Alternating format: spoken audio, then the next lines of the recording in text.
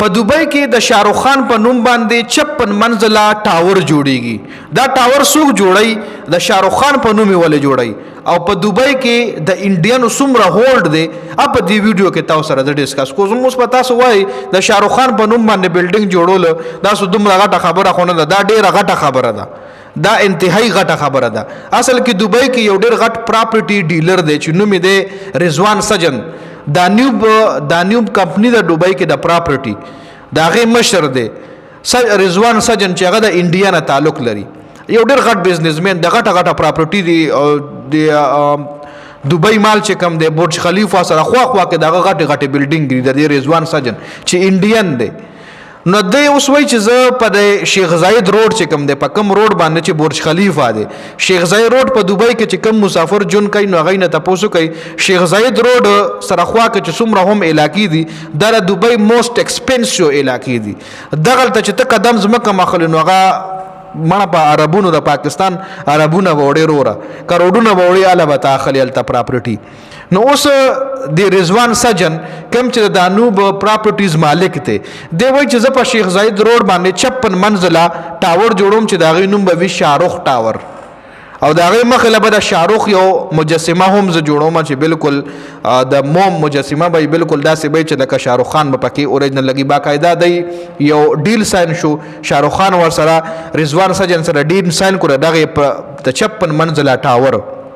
دا اوس ګوره بزنس سوچته اوس د شاهرخ خان چې څومره هم فینس فالوورز دي ای بخامخه په دې کې ځان له کور اخلي او کور غشتل دوبۍ کې د انډیانو د پاره چې کم غټ ناپ بزنسمنان دی د پاره داسې د چې لکه چټکیو کا کام لکه دوبۍ کې پراپرټي غشتل لکه دا دانوب چې کم دی دانوب پراپرټي تاسو چرته دوبۍ کې خپل ټایم تیر کړی ویا کزن مووی معلومات ته کوي چې دانوب پراپرټیز څومره غټه کمپنی ده او دا د یو انډین ده. دوبۍ کې چې څومره هم غټ شاپینګ مال دی هغه د انډین دی.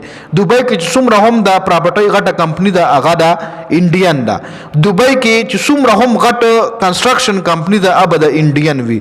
دوبۍ کې چې څومره هم غټ بزنسمن وی هغه به د انډین وی اب د انډیا نه تعلق لري. لکه ټول نغټ بزنسمن کزه تاسو لویم چې دازل رضوان سجن دی نو زما خبره بس دروغ نه وي د دانو پراپرټي مالک چې کم دی رضوان سجن چې ټول نغټ بزنسمن د انډین دی.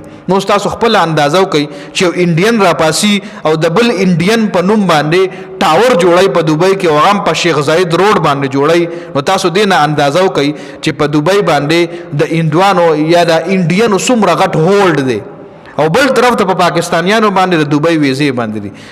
یو بل خبره اډ کوم دوبۍ ملک نه دی غوړي دوبۍ خار دی ملک چې کم دی یونایټډ عرب امارات یو ای ای ولا ویل کیږي او یو ای ای کې دنه یو خار دی چې نومي دوبۍ دی یو پکې دوبۍ دی شارجه ده پکې ابوظبي ده پکې او ملکوین ده پکې دا او سټیټس دي دا زما خیال او سټیټس یس او سټیټس دي دا یو ای ای چې یو پکې دوبۍ هم ده او ټول نه ایکسپنسیو زی چې کم دی ا دوبۍ ده.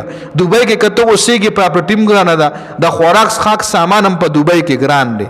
یو سړی په ابوظبي کې اوسېږي دغه میاشتې 1500 درهم لګي یو سړی په دوبۍ کې اوسېږي دغه به د میاشتې 1200 زرو نه زیات درهم لګي. لکه دومره غټ فرق ته پکې د دوبۍ اکاموډیشن کې د دوبۍ رهایش کې او د ابوظبي رهایش کې یا د شارجه رهایش کې لکه شارجه ابوظبي ام القوین دغه علاقې چې کمري دا ارزان دي او دوبۍ د موست ایکسپنسیو سټي ده او ماغه په موست ایکسپنسیو سټي کې د انډین دومره هولډ دی چې یو انډین بزنسمن را پاسي او د بل انډین په نوم باندې یو 56 منزله ټاور جوړي او چې نوم ولا داغه نوم ورکوي. نو تاسو دین اندازو لګوي چې څومره غټ هولډ دی د انډینو په دوبۍ باندې.